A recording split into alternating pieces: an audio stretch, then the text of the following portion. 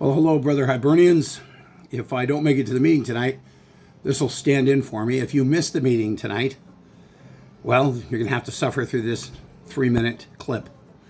I'm hoping to do these history minutes, or 2 minutes, or 3 minutes, poetry, art, history of our people. And so, for no particular reason other than I find it a fascinating story, I wanted to teach you 5 things about Wolfe Tone. Now, Wolfe Tone is an interesting character in 18th century, late 18th century Irish history. And perhaps you're familiar with Derek Warfield, the rebel pride singer of our people who resides here in the United States and who is the lead singer and only ongoing member of the ever-shifting lineup of the Wolfe Tones. Little play on words.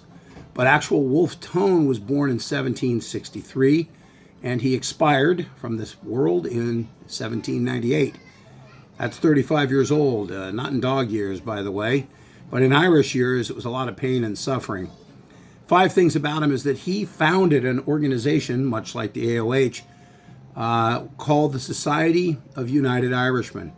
He founded it in 1791. He'd be dead 7 years later, mostly because it was a primarily Protestant organization which sought to do 2 things: to unify Ireland separate from England, to completely disassociate with the crown, and 2, to earn suffrage, that is voting rights, for Catholics in Ireland.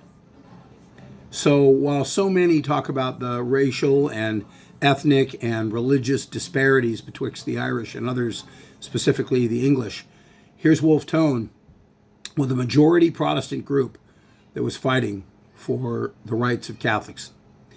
Another thing is that he was anti-clerical. He knew about the corruption in the church. Also that at the time the church was speaking to let the suffering of Ireland continue in this life. You'll earn a better place in heaven. Also, priests didn't want to speak out openly against the crown. They were allowed to stay priests, at least in name only, if they stepped up to the rhetoric of don't stand up to the English rule here. So he was actually very anti-clerical and much more about the unified political state of the nation. Now, 3 and 4 are really the same thing, but I want you to think French, and I want you to think French Revolution, and what happens when you trust the French Navy. In the late 17th century, in the Battle of the Boyne, the Irish counted on French naval support for an uprising in the 1690s. That went horribly badly, with many shipwrecks and failures of the French Navy to come to the support of the Irish.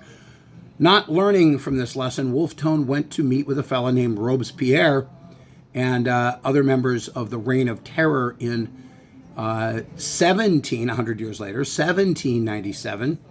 He went to meet with the French, who were more than happy to support a Catholic uprising against the English crown because they were cutting off the heads of all of their royals at that time.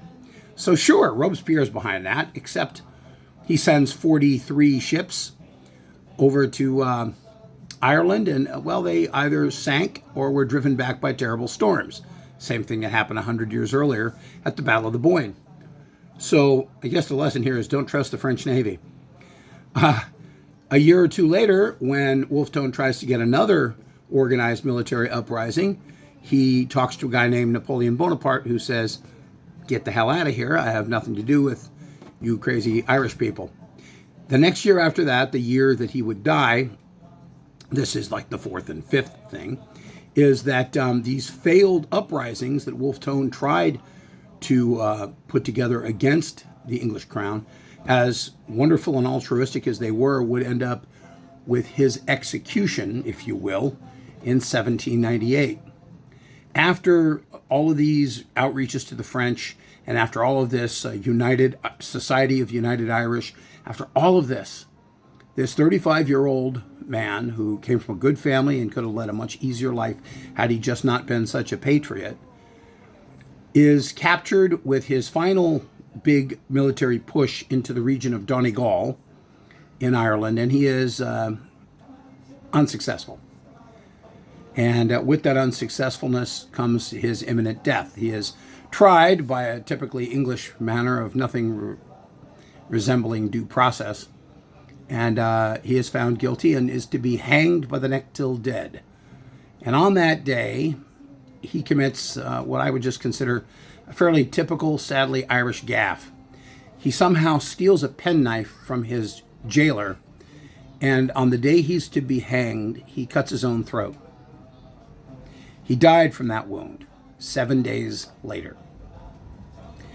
Had Wolfe Tone just let that rope snap, he would have died much more quickly and humanely than the miserable, agonizing week of death which he experienced at his own hand by not wishing to give the English the satisfaction.